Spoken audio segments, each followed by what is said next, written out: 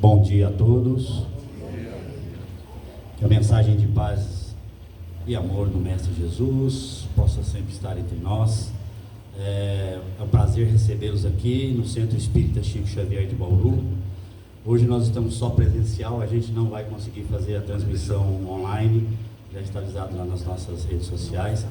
A gente tem alguns probleminhas também aqui técnicos aqui, questão de som, que a gente está operando só com essa caixa, mas o Guto tem um vozão aqui, fora a luz própria que ele tem, né? Já irradia, mas tem um vozão que não precisaria nem de microfone aqui. E então, novamente agradecer vocês, pedir desculpa por esses problemas aí alheios à nossa vontade. O microfone não é, tá vendo que o orador já não é bom, e o microfone que também não ajuda muito, tem que ter aqui achar um jeito aqui, o Guto vai ter que achar o jeito dele aqui também, mas agradecer vocês aí, novamente pedir desculpa por esses problemas aí que são alheios à nossa vontade. Não vai ter hoje aquele monte de aviso, mas um aviso eu gostaria de falar com vocês. Na realidade, é um pedido para variar, né, que eu sempre peço aqui a vocês, sobre o nosso bazar. Sempre, todos os domingos eu falo do bazar, peço doações, peço a divulgação do bazar, explico para vocês que é através do bazar, da venda do bazar, que a gente mantém a nossa casa espírita. Energia, água, manutenção. Agora, por exemplo, esse conserto aí da parte elétrica, a gente vai ter que fazer a reposição, né? Mas o que eu gostaria realmente de pedir ajuda de vocês, muito mais do que só a doação, né? O que doar? A gente está recebendo muito material que seria descarte, gente, né? Então, os amigos, os parentes, né, que ajudam vocês também, então, por favor, né? A gente tem que doar alguma coisa que a pessoa tem condição de usar, né? Eu até brinco, né?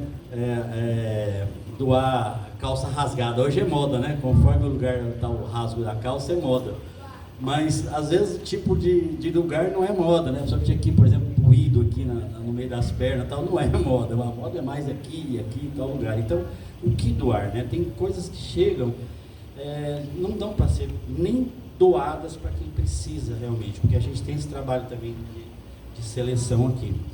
Inclusive isso também, nós temos poucos voluntários no bazar, são 8 moças de mais de 40 anos, acho todas, talvez até mais de 50, mas eu vou falar, não, capaz de eu apanhar. Ainda bem que não está saindo online, né? Então não vou ter esse medo não. Então também tem todo esse trabalho, para vocês terem uma base assim, às vezes, de um monte de doação, o tamanho dessa mesa, mais da metade vai para descarte. Não tem nem condição de ser colocado aqui na doação, que é feito junto com a entrega da cesta básica, porque os artigos de melhor condições vão para venda, e os que não estão, às vezes, tão em boas condições, mas ainda está em boas condições para se usar, fica para doação com o pessoal da cesta. Mas a grande maioria, infelizmente, está sendo descartado por lixo mesmo, muita coisa quebrada, muita coisa rasgada, então faltando partes, pé de um sapato e outro não. Então, assim, conscientizar vocês que a gente tem que doar alguma coisa que ainda seria utilizável ali. Não que já está rasgado, eu não vou usar, e realmente ninguém vai usar. Tá bom? E é só isso o aviso hoje, né? Essa petição aqui e essa choradeira hoje aqui. Mas eu conto com a ajuda de vocês nessa divulgação para outros amigos, outros trabalhadores da casa, outros segmentos aqui também. Vamos fazer a nossa prece. Cada um a seu modo, agradecer a Deus essa grande oportunidade que nós temos dessa manhã tão linda, né? A oportunidade da vida, a oportunidade da reencarnação, a oportunidade de reparação dos nossos erros passados e, por que não dizer, até dos erros futuros que iremos cometer. Essa oportunidade de crescermos, de evoluirmos, de progredirmos, de deixarmos de ser aqueles espíritos simples e ignorantes e podermos realmente chegar até um dia, né, a ser um espírito bem evoluído, um espírito de luz. Deus nos deu essa oportunidade, então tem que agradecer isso. Pedir para a espiritualidade da casa, mais uma vez, nos intuir a receber as palavras do nosso palestrante tão bem intuído, tão estudioso, que elas possam realmente fazer reflexo não só na nossa mente, mas principalmente no nosso dia a dia, no nosso agir. Sempre lembrando que somos instrumentos e ferramentas de trabalho do nosso Mestre Jesus. Pedir também a espiritualidade amiga, no centro, aos nossos trabalhadores, né? Que visitem aqueles que tiveram seus nomes lançados ali no caderno de entrada, que possam levar dentro do grau de merecimento, dentro do grau de evolução de cada um de entendimento, mas um conforto, um amparo e um auxílio espiritual. Muito obrigado, Senhor, que assim seja. Então, agora eu chamo o Guto para vir aqui. O Guto é um amigo muito querido, lá do SEAC, pessoa que muito importante na minha vida, de verdade. Prazer receber comigo.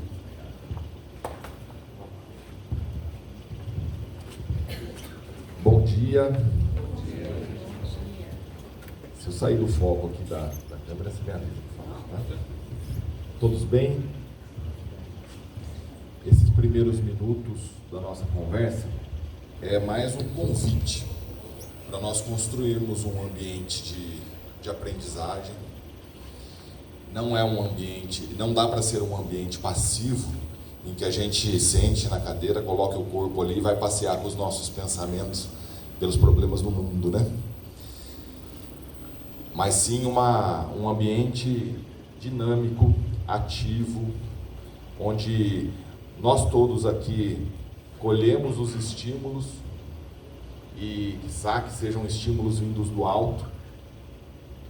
Isso cada um de nós precisa atrair isso, né? Estímulos do alto, estímulos para um ideal superior, por um movimento superior, tá? E dessa forma construirmos juntos esse momento, esse ambiente, né?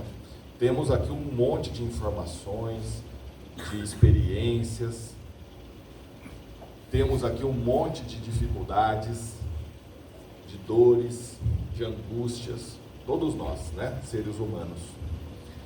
E nesses exercícios que a gente se propõe a fazer, que seja semanalmente, diariamente, quinzenalmente,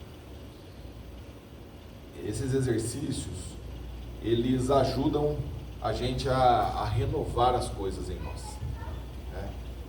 Parece algo muito simples, vai ser simples se a gente só deixar o corpo aqui, né? Mas experiências como essa, como estar por aqui, né, numa manhã no domingo, é como se fosse, vou pegar um exemplo de um amigo lá do Amor e Caridade. Um amigo mais velho que eu, que também, assim como nós, ele participou ativamente do movimento de jovens, espíritas. Ele fez isso lá pelos anos 50, 60, eu fiz ali pelos anos 2000 e pouco. E um dia ele chegou e falou: olha, eu não sei se você tem essa percepção, mas hoje, por exemplo, ele lá com seus 60 e poucos anos, falou: ó, hoje, quando eu me pego lembrando dos encontros que a gente fazia em diversas cidades, simples encontros para estudo, para convivência, parece que abre em mim um pacote de alegrias, e isso me toma de alegria, me enche de alegria, e depois volta ao normal. Toda vez que, citando, né? Toda vez que eu estou nesse movimento, que eu estou às vezes cansado, desestimulado, eu me lembro desses encontros e isso me enche, me toma de alegria. Eu falei: engraçado, porque acontece isso comigo também. Me lembro em 2001, fomos num encontro de mocidade chamado CONGESP, um encontro estadual de mocidades espíritas. Nesse encontro, era mais de 1000 jovens reunidos na cidade de Ribeirão Preto. E imagina uma estrutura para, durante 4 dias, as pessoas se alimentarem, tomarem banho, todos os adolescentes, né? Fazer todo o ciclo de vida e ainda por cima estudos, dinâmicas, festas, né, num sentido mais elevado aí. Então, assim, é um esforço descomunal da parte da organização. E naturalmente nós chegamos lá, começou a chegar jovem lá, ônibus inteiro de jovens, né? E a organização sentiu o peso. E ali eles deram uma desestabilizada, porque ficava muito difícil. Naquele momento, naquela noite, era uma quinta-feira à noite, véspera da sexta-feira, que a gente chama de Sexta-feira Santa. No meio da madrugada, e não parava de chegar gente. No meio da madrugada, um pequeno grupo de jovens participantes se rebelou. Do nada se rebelou. E ali, eles começaram a organizar um motim para acabar com o encontro. Imagina a quantidade de recursos que aquelas pessoas estavam investindo, de energia, de tudo. Para você ter uma ideia, quem conta isso é o Edgar Miguel, colega nosso aqui também. O Edgar conta que num outro encontro que aconteceu em Marília, na época dele, a cidade foi magneticamente isolada para receber um encontro desse. Tamanha a seriedade que tem para a espiritualidade um movimento como esse. Então imagina lá, com 1000 jovens ali envolvidos, e aí entrou ali no meio um grupo que se amutinou ali, que começou a fazer um movimento. Aquilo gerou uma desestabilização tão grande no ambiente, na psicosfera do encontro, que eu acredito que a solução da espiritualidade, dos trabalhadores do plano espiritual, foi isolar as salas, apenas as salas de estudo, para que elas fossem preservadas energeticamente, vibratoriamente falando. Fora das salas, aquilo estava um caos. E eu era monitor nesse encontro, então eu fui para ser monitor de algumas turmas lá. A dificuldade que você tinha de passar pela porta da sala, tamanha resistência que alguns espíritos criaram ali para que acontecesse o encontro. Era difícil entrar na sala, dava um mal-estar, uma tristeza profunda, mas também a hora que entrava naquela sala, aquilo se transformava num paraíso, Só estou citando esse exemplo, nem é o foco do nosso encontro, para lembrar essa questão. Eu me lembro, depois de muitos anos, quando eu voltava mentalmente na experiência de estar dentro daquelas salas, convivendo, construindo conhecimento, aquilo me tomava de alegria. E até hoje, se eu sento com um amigo para falar, olha, lembra lá em 2001, na Congesp de Ribeirão Preto, nossa, aquilo já renova a nossa vida. Tudo isso para dizer da importância de estarmos aqui, da seriedade de estarmos num movimento como esse. E hoje, nós vamos trazer alguns estímulos que, para alguns, pode ser um pouco conflitante. Fiquem à vontade. Não acredito aqui, não entendo que o meu ponto de vista seja algo tão fundamental, mas faz muito sentido nesse momento. Então eu convido a todos, com os estímulos que nós vamos trazer, convido a todos a um estudo mais aprofundado, compreendendo que o momento que a nossa humanidade se encontra já não é mais aquele movimento de séculos atrás, de milênios atrás, em que passivamente a gente ia nos cultos, nas missas, e ali só ouvia, às vezes nem entendia, porque era em latim muitas vezes, Então ali a gente só ficava ali num movimento meio que mecânico, externo, passivo, e havia pouca transformação. O momento atual pede profunda transformação. Então aqui a gente colhe os estímulos, e aqueles que fazem sentido na minha vida, eu dou continuidade individualmente. Beleza? Não aceitem tudo que vai ser dito aqui, porque pode ter equívoco. O exercício que a gente procura fazer é chamado de exegese. A exegese é você compreender o contexto de algo que você está estudando e tirar o espírito da letra. Tirar dali a ideia mais adequada. Quando a gente faz uma exegese, então a gente precisa entender o contexto onde foi escrito aquilo, para quem foi escrito, por quem foi escrito, por que foi escrito. E quando, por exemplo, a gente faz uma exegese bíblica, nós precisamos considerar isso. Para se ter uma ideia, o povo de onde vem, o povo hebreu, de onde vem toda parte do Antigo Testamento, do que a gente chama de Antigo Testamento, era um povo fortemente ligado a uma cultura de transmissão oral. A escrita naquela época era rara, cara, e era uma profissão. Então, para você escrever algum conteúdo lá, ou você investia pesado num aprendizado da escrita, dava um jeito lá de comprar o couro de carneiro para fazer, para onde seria escrito o texto, né? Ou se não, tinha a possibilidade de se encontrar com os líderes lá, com os pastores, né? Com os anciãos, porque deles vinha o conhecimento.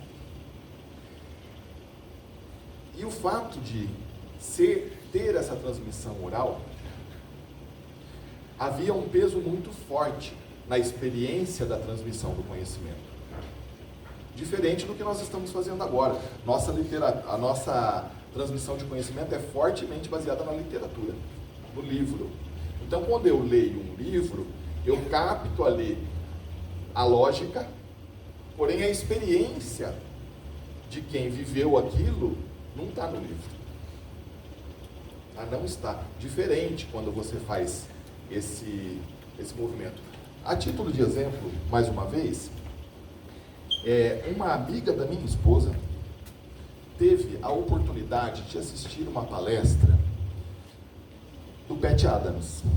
Pat Adams é aquele do filme, que ele é um estudante de medicina, né, que faz ali uma reviravolta no processo de aprendizagem na faculdade de medicina, né?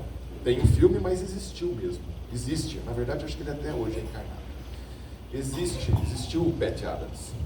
E ele esteve no Brasil, em Campinas, fazendo uma palestra. A grandeza daquele indivíduo, ele não foi só um revolucionário, ele era um espírito grande. A moça se emocionou do começo ao fim da palestra. Contou para minha esposa emocionou ouvindo a história dela. A minha esposa me contou, eu me emocionei ouvindo a história. Então, olha só, a emoção chegou em 3 níveis de reflexo, de vibração. Há quantos anos nós estamos no Cristo? Há quantas gerações nós estamos da experiência direta com o Cristo encarnado? Bastante, né? Então a gente tem que contar nesse momento com a literatura.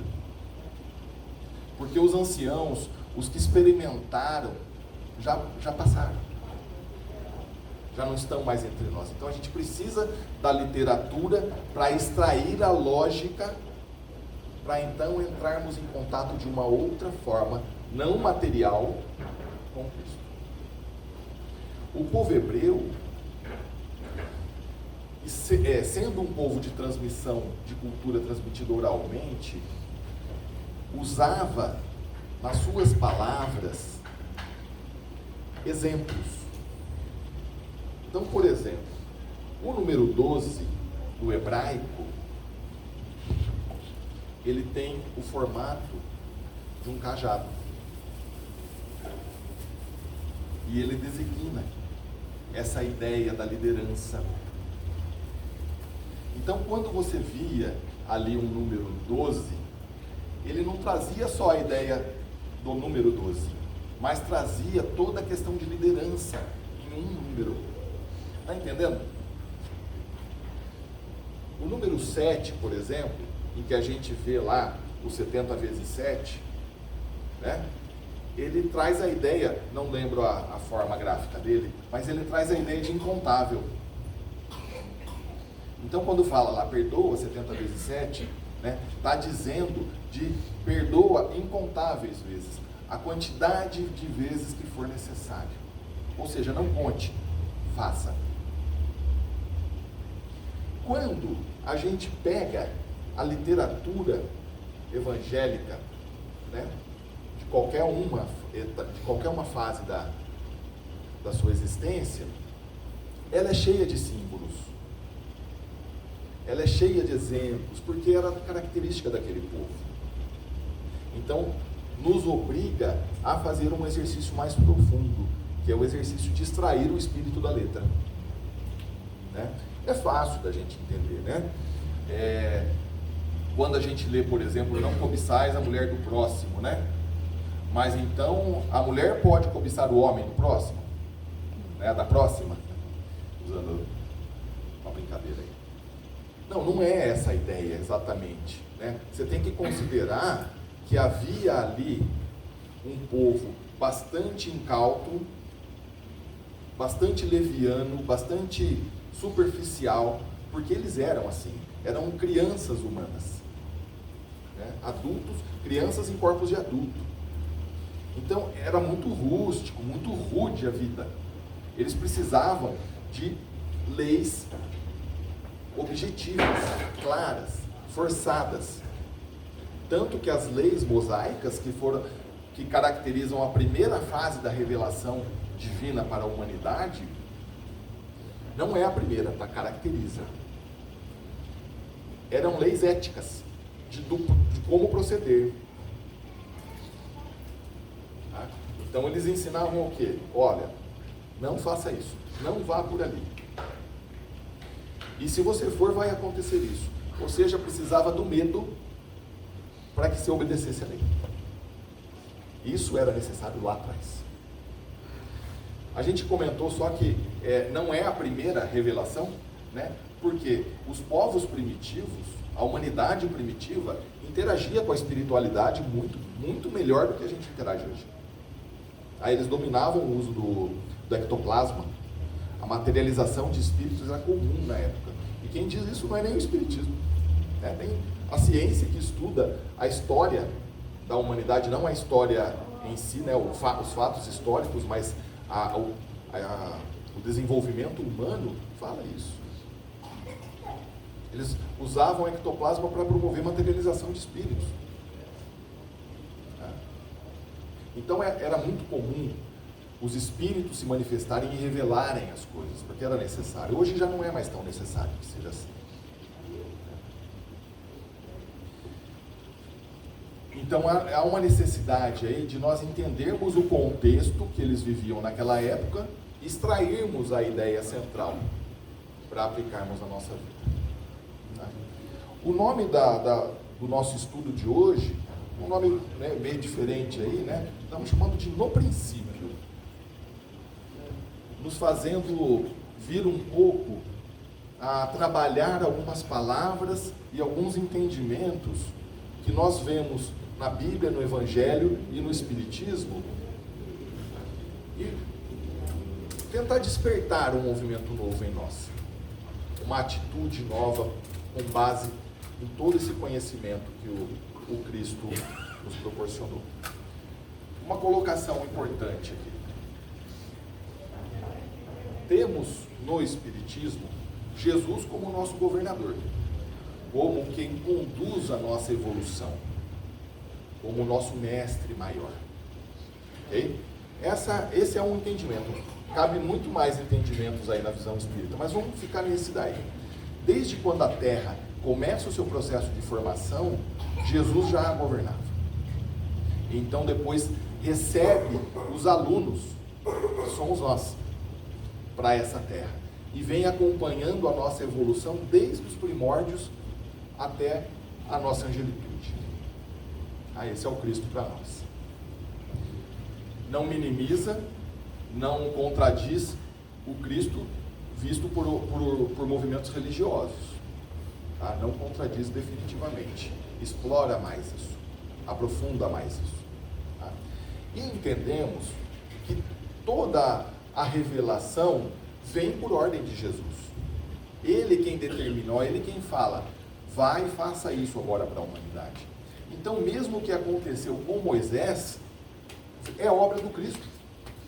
Jesus determina, olha, nós vamos para o líder daquele povo e vamos trazer alguns entendimentos novos, até com aspectos mais que rompam com a realidade física, né? Que você tem lá a sarça pegando fogo, né? Bem-vinda, fica à vontade. Então traz um estímulo que não há dúvida que foi algo divino revelado naquele momento. E aí, num segundo momento, Jesus vem exemplificar a lei. Ele encarna, já imagino o esforço para um Cristo, um espírito crístico encarnar. Um espírito puro, se falássemos em termos de perispírito, o dele englobaria a Terra. Não, englobaria o sistema solar. Imagina um indivíduo desse tamanho encarnar num corpo humano. A dificuldade que deve ser. Vamos fazer um exercício assim? Vamos tentar entrar numa caixinha de fósforo? Deve ser difícil, né? Colocar o nosso corpinho numa caixinha de fósforo. Imagina o Cristo encarnar num corpo humano. Então ele encarna e ele começa a fase de trabalho dele falando o seguinte: não vim destruir a lei, vim dar-lhe preenchimento, prosseguimento, exemplificação. E quando Jesus termina a fase da sua ação prática na humanidade, ele fala: ainda vos mandarei um consolador, um entendimento que vocês não têm condições de entender hoje. Então surge para a humanidade, na fase ali da época do século da razão, próximo ao século das luzes, um período também da humanidade entre ali século XVI, XVII, XVIII, onde os maiores espíritos que nós conhecemos depois do Cristo estiveram encarnados. Os grandes espíritos da ciência, da arte, da moralidade estiveram ali encarnados. Tanto que os séculos são até hoje caracterizados dessa forma, né? O século das luzes e o século da razão. E nesse momento, Jesus dá outra ordem. Nós vamos fazer uma invasão espiritual, uma invasão espírita na humanidade, para que eles possam perceber que há coisas além da matéria. Então, em todos os cantos do mundo, passam a haver manifestações espíritas. Em todos os lugares. Evidentes. Então, as batidas nos móveis, os móveis se movendo, para que definitivamente não houvesse dúvida de que ali havia alguma coisa inteligente por trás. E aí eu não vou entrar também, que estudar um seminário para a gente falar do surgimento do Espiritismo, mas entra o professor Rivaio ali com metodologia científica e começa a pesquisar o que estava acontecendo por trás das manifestações físicas. Então descobre-se ali que haviam espíritos, que haviam humanos desencarnados, fora do corpo físico. E Kardec inaugura, não Kardec, né, mas aquele movimento todo, inaugura uma nova fase para a humanidade. Olha, a fase dos deuses e demônios se encerra aqui. Porque até então, tudo que era sobrenatural, tudo que era fora do corpo físico era chamado de sobrenatural e era de deuses e demônios. E pode deixar, não tem problema. Deixa. Era de deuses e demônios. A partir desse momento, não existem deuses e demônios. Existem espíritos que desencarnaram. Okay? Então, o movimento de revelação da verdade é contínuo, vem vindo desde a pré-história, desde os princípios da humanidade até hoje se revelando, em alguns grandes momentos, como a revelação mosaica, o Evangelho, que é o próprio Cristo, e o Espiritismo, que Kardec foi só um codificador. Então, quando a gente identifica um conhecimento nessas revelações, podemos buscá-lo nas outras, porque ali estão. E aí eu vou fazer um exemplo agora disso para a gente entender. Tá ficando claro até aqui? Um monte de informação, né? Tomara que vocês fiquem bastante incomodados, tá? Daí vocês vão pesquisar. Então, olha só. O nome da palestra é No Princípio, né? Aqui remete a vocês aí, o que remete a frase no princípio. No princípio, Gênesis 1, 2.1. Ou seja, primeiro versículo do primeiro capítulo da primeira obra do Antigo Testamento, livro Gênesis. Então, como que fala lá? No princípio criou Deus os céus e a terra. Dá pra gente ficar um mês estudando isso. Recomendo um trabalho de um grupo espírita de Uberaba, denominado Mildinho. Olha que nome interessante, bem mineiro mesmo, né? Mildinho, do Aloísio. O Mildinho, ele faz o seguinte, ele pega os versículos, escolhe uma palavra e fica ali 1h30, 2 horas em torno daquela palavra. Tá entendendo? Então você pega de um versículo uma palavra e explora essa palavra. Aí você vai ver que aquele versículo não está ali à toa. Que aquela palavra ali não foi colocada a esmo. Até porque era um povo cuja palavra tinha um poder muito forte. Então, ao invés de ficar aqui enchendo linguiça, como estou fazendo agora, aqui falando um monte de palavra aqui, né? Cada palavra tinha que ser muito bem colocada ali. Porque escrever era caro e elas tinham um peso muito forte. Então, olha só. No princípio, criou Deus o céu e a terra. O que vocês entendem a princípio por isso?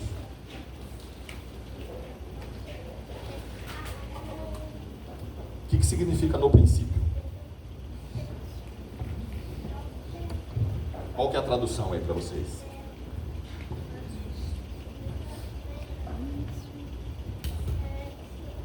A mais óbvia, né? No início, né?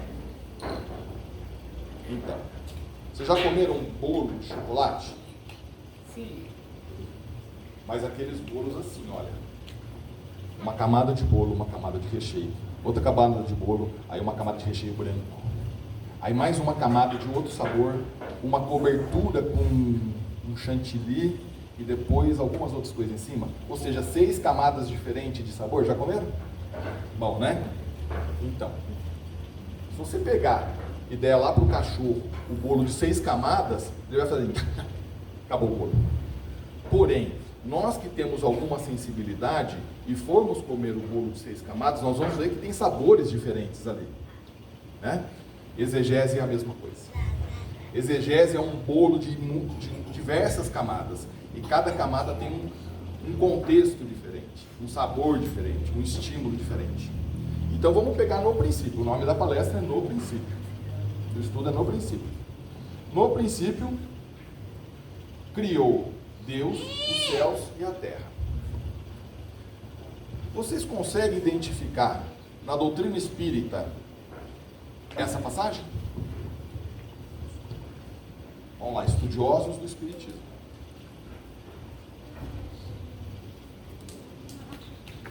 Não? Vamos lá. No princípio, a palavra princípio, ela pode ter 2 conotações diferentes. E a riqueza da exegese mostra que as 2 conotações fazem sentido. No princípio pode significar no início, tá? Aí então está usando a temporalidade para indicar que em algum momento começou, ok? Mas também pode significar fundamento.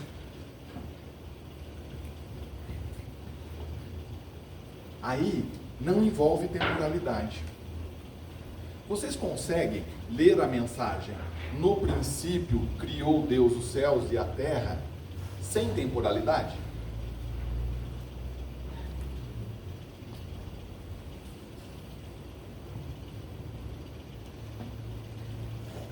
É só tirar no princípio e aí falar que Deus criou, né? Mas ainda assim, se você tirar a palavra no princípio e ler Deus criou, você vai ver que o criou indica um momento, um tempo, né? Aí nós vamos pegar, vocês já usaram o chat GPT alguma vez? Então vai lá e pede para ele trazer a tradução literal e a não literal, né, que é a de contexto dessa palavra. Então você vai ver, por exemplo, que a palavra criou na sua origem, né, na língua original, ela não é sujeita a tempo. Não envolve tempo passado na palavra criou. Ela simplesmente vai indicar que foi criado, que se criou, mas não que em algum momento foi criado. Então, quando a gente pega a palavra princípio, tirando a temporalidade dela, e a palavra criou, tirando a temporalidade dela, a gente chega no entendimento de que há um princípio criador no universo. Há um princípio criador no universo e que cria tudo, do qual é a origem de tudo. Olha só, isso foi dito há 4.000 anos atrás, para nós, humanidade. E hoje, 2025, da nova era, da era cristã, a gente ainda tem que investigar para entender direito. Como é que a gente quer parar de ser subjugado, como tem ocorrido aí com grandes nações, com governadores tiranos? Aqui não estou falando de um ou de outro, tá? Vamos chegar nesse ponto. Mas como é que a gente pede uma vida melhor na humanidade se nós não entendemos ainda o contexto? Se a gente acorda e dorme todos os dias nesse processo ilusório da matéria. E quando chega o desencarne, a gente sofre, porque não está entendendo o contexto. Conhecereis a verdade, e a verdade vos libertará. Isso tem um princípio muito forte da natureza. Não é uma crença, é uma verdade. Conhece o princípio das coisas. Aí a palavra princípio, de novo, sendo usada como fundamento. Conheça o fundamento das coisas. Conheça o princípio das coisas e você vai se libertar de um pensamento congelado, de um pensamento só ético, que determina uma forma de caminhar e não te dando norte para que você viva do jeito que você precisa viver. E onde a gente encontra isso no Espiritismo? Livro dos Espíritos, primeira parte, questão número 27. Olha só. Há então dois elementos gerais no universo, a matéria e o espírito? E os espíritos respondem: sim, e acima de tudo Deus, o Criador, o Pai de todas as coisas. Deus, espírito e matéria constituem o princípio de tudo o que existe, a Trindade universal. Olha só, é a mesma fala dita lá em Gênesis: no princípio criou Deus os céus e a terra. Mas a gente fica pensando num Deus humano, no céu azul, e na terra essa aqui que nós estamos pisando. Não é disso que ele está falando, apesar que está certo, ele falou isso e realmente Deus criou, né, o céu e a terra.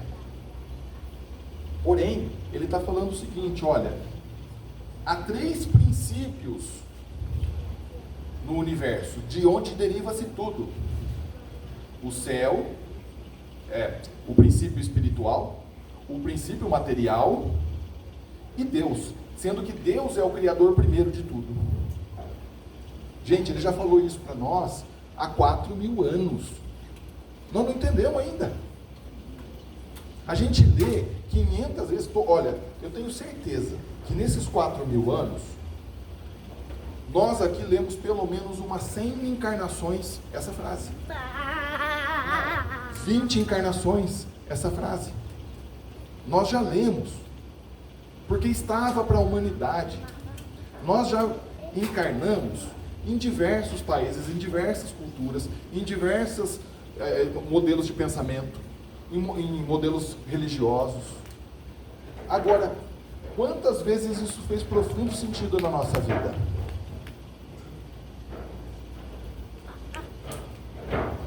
Legal. Estamos vendo isso no Gênesis, lá atrás, do povo hebreu, lá.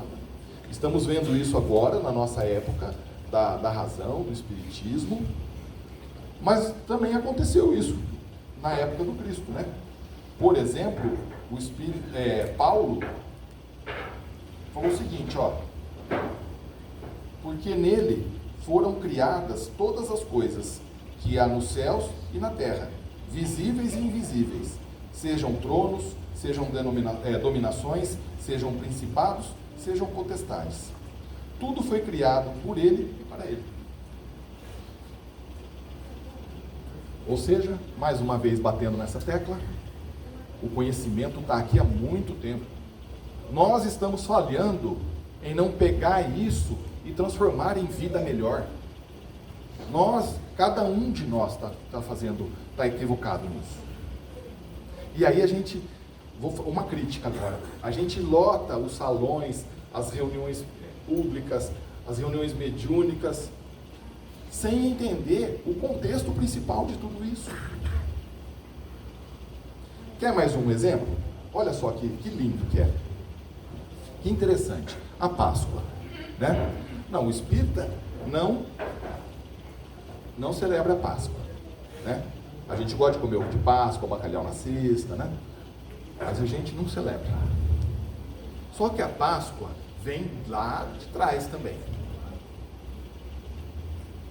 Já foram estudar o sentido da Páscoa para o povo hebreu? Por que os católicos continuam com o movimento da Páscoa? Então, tudo isso é contexto, é entendimento. Por exemplo, o processo da Páscoa que leva à ressurreição, né, que se conecta ao processo de ressurreição, que não tem nada a ver com reencarnação, tá? Ressurreição é uma coisa, reencarnação é outra. O processo da Páscoa é um processo que durante 7 ou 8 dias eles dormem em tendas, dormem em barracas. Significa um processo temporário de desapegar-se da matéria. Um processo em que se vive com o mínimo possível durante 7 ou 8 dias, para que consiga se desapegar da vida com as coisas materiais. O processo da ressurreição, conforme agora vai ficando mais bem entendido para nós, é o processo do fim do ciclo evolutivo humano, os ciclos das reencarnações. Talvez essa seja a única conexão. Quando chega um momento que o espírito não precisa mais encarnar, que ele já atinge o grau ali de maturidade, de desprendimento, de lucidez, que fala, olha, a escola terra, a escola da reencarnação, que pede que eu repita a encarnação várias vezes, não vai mais agregar nada. Agora você vai para uma fase nova, uma fase de desmaterialização. Não vai mais conviver na matéria densa. Aí é a ressurreição. Aí chegou a ressurreição. Tá? Então o processo da Páscoa, que culmina ali no movimento da ressurreição, é esse movimento do exercício, do desapego, de viver com o mínimo possível, mas com valores espirituais, para que eu possa praticar um pouquinho que seja a ressurreição, de viver a minha vida sem a necessidade de coisas materiais. O movimento católico, por exemplo, é um movimento para o espírito que precisa de métodos. Então, quando você tem lá todo o processo, esqueci o termo aqui, já me vem o termo, né? Todas aquelas rotinas que a igreja propõe para o católico, é porque assim, o católico é um espírito que falou, olha, nesse momento eu preciso muito de ritmo, de alguém ajudando eu a seguir no trilho.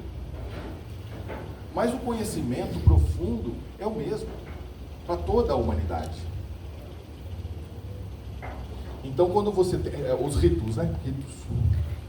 Quando você tem os ritos da Igreja Católica, inclusive tem o rito da Quaresma, qual que é a essência? 40 dias de tentar fazer um desapego de algumas coisas que são muito rotineiras na nossa vida. Né? Como uma alimentação mais pesada, por exemplo. Então você tem nesse movimento da Páscoa, da Quaresma, da ressurreição, todo um exercício da alma para praticar o desprendimento das coisas materiais. Mas nós espíritas não seguimos. Não, porque o movimento espírita não nasce com a ideia de rito. Né? Nós fazemos prece no começo e no final das nossas reuniões por uma necessidade, por ser importante aprendermos a sermos gratos, por estar aqui, por recebermos estímulo, por recebermos cuidado. Esse é o papel, mas ninguém exige isso. Ninguém. Então, olha só, olha a importância de compreender direito as coisas. Olha, se você tem necessidade de ritos, de regras, o movimento católico é ótimo para você. Mas, vá com profundidade, vá entender o fundamento, a essência da mensagem do Cristo trazida pelos padres. Se você tem uma necessidade de reconhecimento da grandeza de Deus, de valorizar as benesses de Deus, vá para o movimento evangélico, porque lá é forte isso, de você aprender a louvar, a respeitar, a ver a grandeza de Deus, a grandeza da obra divina. Mas se você for, vá com profundidade, pegue cada mensagem, cada frase, cada explanação do pastor e traga com profundidade para a sua vida. Agora, se nenhum desses movimentos te faz mais sentido e você busca agora um entendimento que transcenda a matéria, que transcenda a letra, frequente o movimento espírita. Mas frequente com profundidade, com grandeza. Olha, colha aqui os estímulos que você receba semanalmente, quinzenalmente, mensalmente, e leva isso para a sua vida, para explorar na sua vida.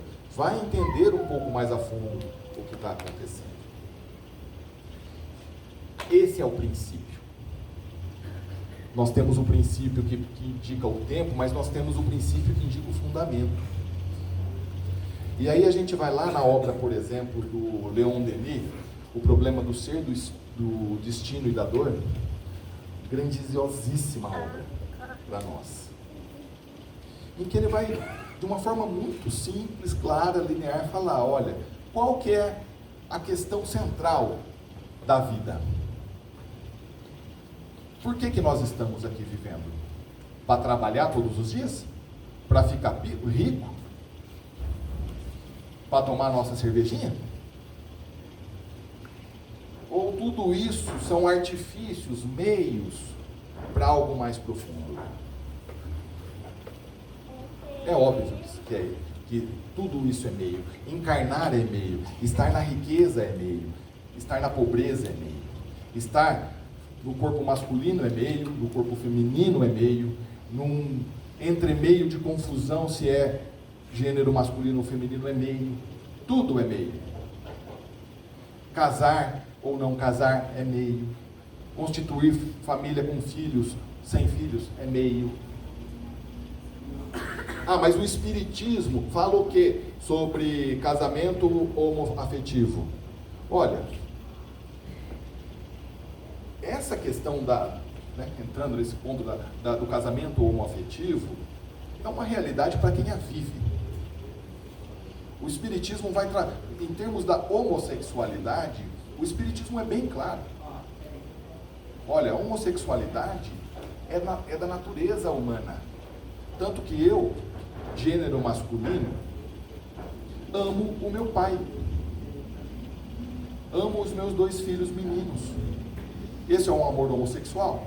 Sim. Olha que interessante. Então a homossexualidade é da natureza humana. Você tem um amigo, você homem tem um amigo homem que você ama. Mas não quer dizer que por isso eu vou ter relacionamento sexual. Então, olha só a crise que nós estamos vivendo? De transcender o amor. Não é uma crise de falar se é certo ou errado pessoas do mesmo gênero se casarem.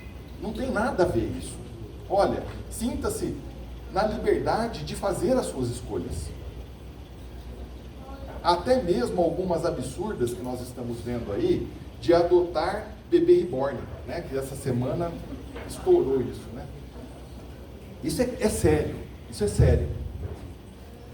Né? Quando a gente vê esse tipo de movimento de pessoas deixando de conviver com seres humanos para conviver com bonecos, na infância isso é natural, porque é um momento em que o espírito está construindo a sua personalidade, então ele interage com objetos inanimados, projetando a sua própria alma, projetando a si mesmo naquele boneco e ali observando-se, aprendendo a se reconhecer.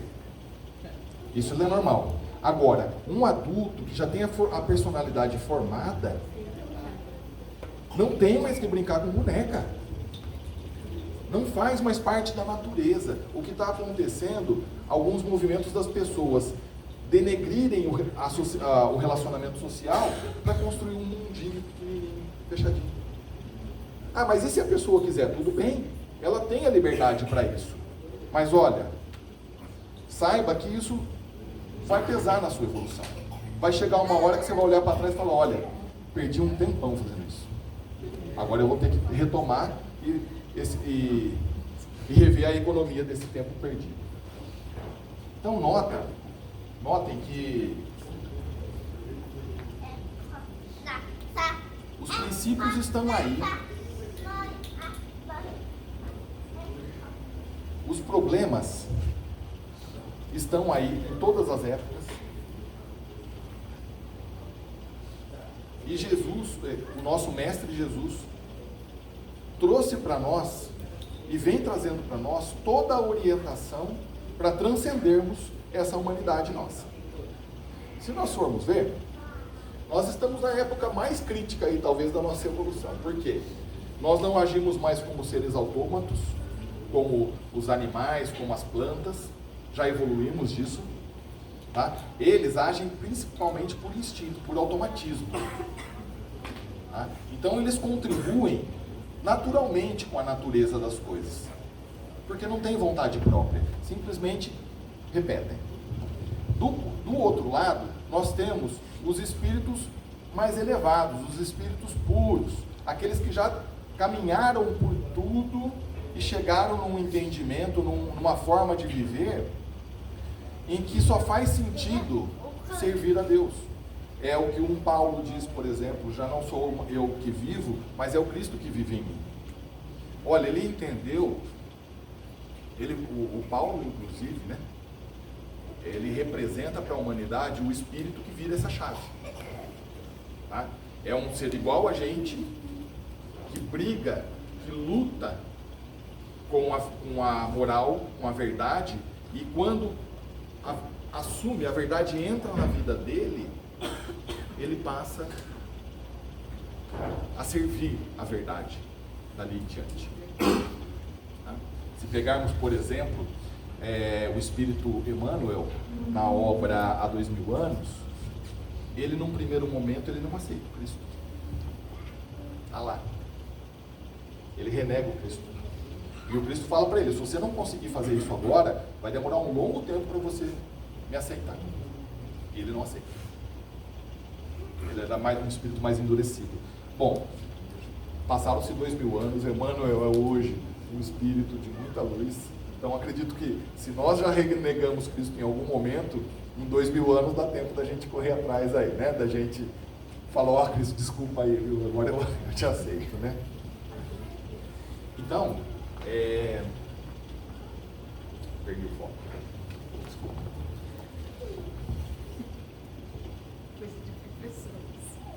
Perdi o foco. Desculpa. Bom, estão aí os princípios. Todas as boas obras da humanidade trazem esse estímulo, essa base para que a gente se revele, para que cada um se revele, encontre a verdade e passe a aplicá-la na sua vida. Temos N outros exemplos, né? O do jejum, por exemplo, né? Uma coisa que soa até absurdo para alguns. Vai estudar o princípio do jejum. E como que na visão espírita, você não vai ver os espíritos falando por Kardec em torno de jejum, mas vai ver o quanto faz de sentido a prática do jejum. Ah, mas é uma coisa de lá? Não, é uma coisa que nos ensina o processo de desapego, de desmaterialização. E aí, caminhando aqui para o final das nossas reflexões, nós estamos numa grande crise, né? Uma crise prevista, tá? Você tem isso nos livros proféticos do Antigo Testamento, você tem isso no Novo Testamento, né? No Evangelho, e você tem no Espiritismo também, né? Você pega lá o último capítulo do livro A Gênese segundo o Espiritismo, ele fala, são chegados os tempos, ou seja, é uma crise prevista e que está em andamento. Nessa crise, diferente das outras fases do planeta Terra, não são crises que partem de questões geológicas, como já aconteceu. São crises morais. Ele até brinca, ele fala, ao invés de tremerem, de ter terremoto na Terra, são as nossas estruturas íntimas que vão tremer. E é exatamente isso que está acontecendo. E aí, nós estamos descuidando de algumas coisas. Vou falar agora de nós brasileiros, né? O país do futebol, né? Vamos olhar isso com um olhar um pouquinho mais crítico. No futebol, você tem ainda a sustentação daquele tipo de pensamento de uns contra os outros, certo? De que a força está em eu vencer alguém, vencer algo de fora. O futebol é a repetição massiva disso, a massificada disso. E aí, nós entramos aí numa crise importantíssima, planetária, mas também brasileira, de política. E aqui eu não vou falar posicionamento político, não tem nada disso, né? Tem um livro, inclusive, do nosso confrade, o Ailton Paiva, de Lins, que ele fala Espiritismo e Política. Ótimo livro para se estudar no momento atual. E o que acontece é que nesse momento de crise política, a gente está misturando o futebol. Então, o que acontece? Cria-se uma rivalidade entre esquerda e direita no nosso país, e a gente desce nesse nível da rivalidade. E aí passa a desconstruir as nossas relações. O que acontece quando você tem duas forças ali, uma contra a outra? Elas se anulam. Então nós não estamos percebendo que o que está acontecendo é uma nulidade do nosso esforço evolutivo. Olha, essa crise é planetária, nós vamos ter que passar por ela e nós vamos passar por ela. Porém, enquanto a gente não acordar no qual é o verdadeiro sentido de uma crise política, do espírito imortal, nós vamos ficar se depredando, se machucando, ao invés de construir a verdadeira política do relacionamento, da compreensão, do cuidado. Tem uma passagem do Cristo que é chamada do bom combate, bem interessante também. O Emmanuel explora isso nos seus capítulos. O bom combate é aquele que você combate as imperfeições, o mal, e não a você ou a quem manifesta o mal. Com isso cai o conceito de inimigo, porque quando você tem alguém manifestando o mal, o bom combate pede que você vá resolver o mal e não resolver quem está realizando o mal. Até porque também tem uma outra passagem que fala o seguinte, olha, qual o seu nome? Meu nome vou usar os termos aqui que eu não lembro certinho. Meu nome é multidão, porque somos muitos. Lembra dessa passagem? Dos demônios lá? Né? Exatamente isso, olha, o mal, você tem que combater o mal e não quem manifesta o mal. Porque se você tirar quem manifesta o mal, Outro vai assumir aquele papel e o mal vai continuar acontecendo. Nós temos que resolver o mal, trazer a luz para a vida. E não estou falando de romantismo, e sim do bom entendimento, da boa prática, do bom combate, principalmente consigo mesmo. Olha, poderíamos ficar mais 2 horas aqui explorando um tema que é muito gostoso de se trabalhar. Mas ninguém merece ficar ouvindo, né, alguém por 2 horas, 3 horas aí. Mas fica aqui o estímulo para que cada um vá fazer esse tipo de investigação. Pega um tema que você goste. Olha, esses tempos atrás, fui estudar Salmos. Alguém me deu um estímulo, fui estudar Salmo. Né? Nunca tinha estudado um Salmo. Peguei o primeiro Salmo, fiquei acho que 6 meses nele. Aí fui para o segundo Salmo. Voltei para o primeiro, que eu não tinha entendido ainda. Está entendendo? A grandeza que tem tudo isso na nossa vida. Então nós vamos começar a dar mais valor ao que realmente nos faz evoluir, ao que faz a gente transcender a fase humana que nós estamos vivendo. Já está escrito há mais de 4.000 anos. Vamos cada um aqui aceitar esse convite, abraçar a evolução, abraçar o próximo, e aí sim, na soma de cada uma das nossas partes, construirmos uma humanidade melhor. Fiquemos em paz e muito obrigado pelos ouvidos carinhosos.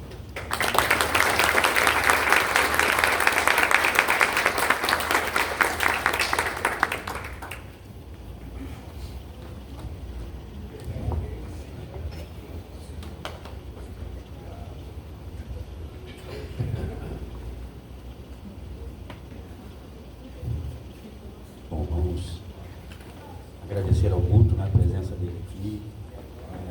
É uma base, né, realmente, sem romantismo, sem muitos floreios, né, que ele coloca pra gente, às vezes até de uma maneira um pouco, como é que eu tenho que usar isso, crua, né, de uma maneira que até às vezes nos inibe um pouco, né, do nosso pensamento, pelo menos do meu, né, vou falar do meu pensamento, mas muito obrigado, viu, a casa está sempre aberta para você. Desculpa hoje um pouco a falta de condições aqui, né? A gente está meio hoje, nós está com um probleminha aí técnico aí, novamente, para quem às vezes chegou depois. Então, hoje até o sistema de som está um pouco precário, algumas coisas de luz, mas tudo faz parte, né? A gente vai agora fazer a prece final, a prece de encerramento, e também entendam que é o nosso passe coletivo, certo? No momento que a gente chega na casa espírita, que a gente chega na igreja católica, a gente chega na igreja evangélica, a gente já começa a receber a energia de quem trabalha no mundo invisível para conosco. Então, independente de denominação, e não é diferente aqui na nossa casa, então a gente já está recebendo, desde o momento que nós passamos ali o portão, essa energia, esse fluido, e agora talvez é uma forma de exemplificar ou mesmo de imantar essa energia de uma maneira mais visível para nós, né, encarnados nesse momento. Então a gente vai fazer a aplicação dos nossos trabalhadores já posicionados do passe coletivo durante a prece. Eu convido vocês, cada um a seu modo, a fazer a sua prece, a fazer o seu agradecimento do modo silencioso e também os seus pedidos, que a gente sempre tem muitos, né? Então vamos elevar o nosso pensamento agora naquela criatura, naquele Criador maravilhoso que Jesus nos ensinou a chamar de Pai. Também pensar no nosso Mestre Jesus, guia e modelo da humanidade. Pedir o seu amparo, o seu conforto, a sua paciência infinita para conosco, que buscamos no nosso dia a dia, trabalharmos, conhecermos, para nos transformar numa criatura melhor, quase a modelo do nosso Mestre, né? Então, está tão longe ainda, mas que é tangível, é possível para nós. Agradecemos, Pai, tudo isso que o Senhor nos proporciona, as maneiras que o Senhor nos proporciona, nos proporcionou para podermos atingir esse grau. Até mesmo as dificuldades que temos no nosso dia a dia, que muitas vezes não entendemos, não compreendemos, chegamos até mesmo a nos revoltar, mas que ela tem como finalidade nos ensinar, nos moldar, fazermos pessoas melhores, com pensamentos mais conscientes e principalmente muito amor do coração. vibramos também aos nossos amigos, nossos familiares, pedimos que toda essa energia seja extensível a eles, as pessoas que nesse momento se encontram aprisionadas, não só através das grades que prendem o seu corpo, mas aprisionado nas suas ideias, aprisionado nos seus vícios, aprisionado ainda tão distante do amor fraternal e universal ensinada pelo Mestre Jesus. Pedimos também aos doentes, não só doentes do corpo, mas principalmente aos doentes da alma, aqueles que precisam tanto ainda buscar o amor que Jesus nos prometeu e nos fornece gratuitamente, mas que muitas vezes estamos doentes e longe, distante do nosso Mestre. E é com esse pensamento, com essa energia, cada um de nós não podemos esquecer, deixar aquele exemplo de mulher, aquele exemplo de espírito, que também nos ensinou a arte da paciência, do amor, pela sua breve passagem aqui no nosso planeta, e encerrarmos a nossa oração, fazendo a oração feita em homenagem a ela, por uma freira, se não me falha a memória, no ano de 1200, que é a Ave Maria. Ave Maria, cheia de graça, o Senhor é convosco, bendita sois vós entre as mulheres, bendito é o fruto do vosso ventre, Jesus. Santa Maria, Mãe de Jesus, rogai por nós, pecadores, agora e na hora de nossa morte. Que assim seja. Um bom domingo a todos vocês. Obrigado pela presença. Desculpem os nossos probleminhas técnicos de hoje. Aqueles que ainda desejarem receber um passe individual, por gentileza, permaneçam nos seus lugares. Vocês serão encaminhados aqui para cima, aqui, né, do palco, digamos assim, para receber esse passe. Aqueles que já se sentirem bem, equilibrados, fiquem à vontade. Obrigado pela sua presença. Segunda-feira temos aí reunião pública novamente. Que assim seja, uma boa semana para vocês e obrigado.